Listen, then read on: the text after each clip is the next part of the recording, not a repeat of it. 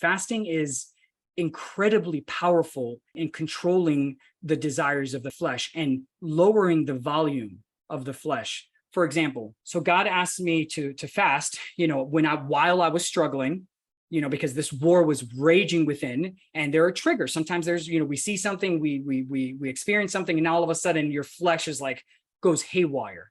Before this fast, let's say I was walking around where I'm not exactly being tempted in the moment. The temptations of the flesh are at a volume of, like, let's say 5 to 6, in that range, just default.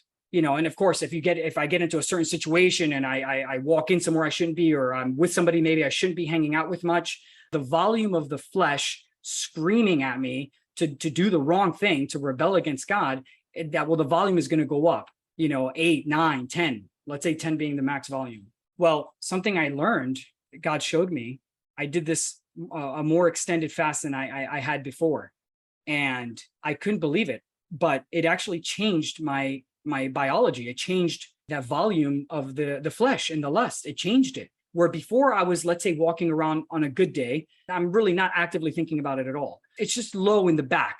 And then after I fasted and I came out of that, I'm not kidding, that default volume of the temptations and the desires of the flesh are like a 2 or 3 now.